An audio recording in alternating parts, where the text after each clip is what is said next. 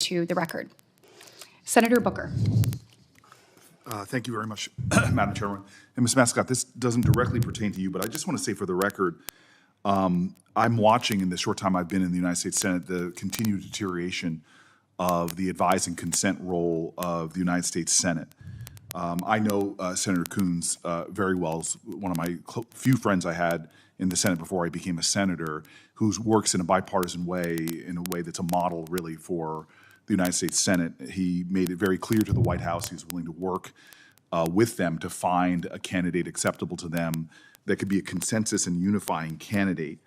But unfortunately, they are strongly objecting to your nomination. And I know, and I've heard from members of this committee on the other side of the aisle, how much they reacted when a similar situation happened, or at least what a nominee was put forward in the Biden administration that didn't ultimately go forward to a vote.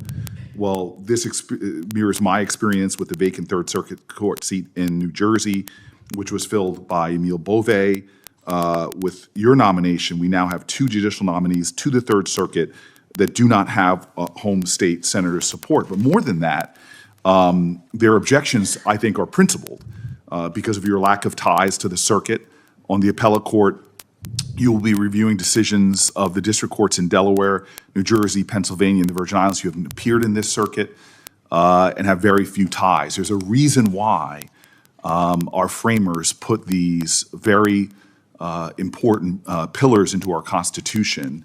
And what I'm seeing right now is something that I know confidently that my colleagues on the other side of the aisle would not accept, would find problematic. And to do it in a district where there are senators who are very much willing to support Republican nominees that are done in a process that brings us together and doesn't yet again not only divide us, but ultimately continues to deteriorate the role that we have, I find highly objectionable.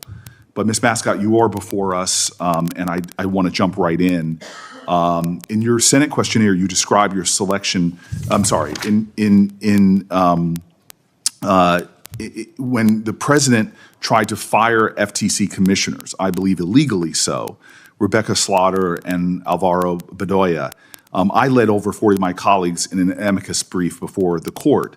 In our brief, we defended the statutory protections Congress gave to the FTC commissioners to prevent a president from firing an FTC commissioner without cause. These protections were upheld by the Supreme Court in a 100-year-old precedent, almost 100-year-old, the Humphreys executive decision, which I know you're familiar with. These protections exist because we need the FTC and other independent agencies to remain independent. The FTC breaks up monopolies, protects children's privacy online, it protects consumers by encouraging competition that keeps prices low at the grocery store, the pharmacy, and gas stations. But you argued that Humphrey's executive was, quote, not correctly decided. You were arguing essentially that independent agencies, that the FTC, maybe even the Federal Reserve, were never meant to be independent and shall serve at the pleasure of the president. Can you explain how an agency tasked with protecting American consumers can possibly remain independent if a president can fire its members at will for any reason? So, Senator, thank you for the question, and I want to be careful in giving an answer. I know you referenced some of my academic writings to not stray into definitive statements that would be a problem as a judicial nominee. Structurally, with constitutional principles, my scholarship and those comments are referencing the principle that the president is vested with the executive power and so needs to be fully in charge of the executive branch, and that within our system we have checks for everyone. And so if there were a fully independent commission, who would be responsible for checking their actions if it's not the presidential supervisor? Now, certainly Congress, through its appropriations power, through the contours of the power that it gives to the office, through imposing constraints, would certainly have a role. And so I think that's a way in which the separation of powers would operate effectively. So I'm going to have more questions for the record, but I want to just let you know clearly that I believe we have a president who has authoritarian ambitions.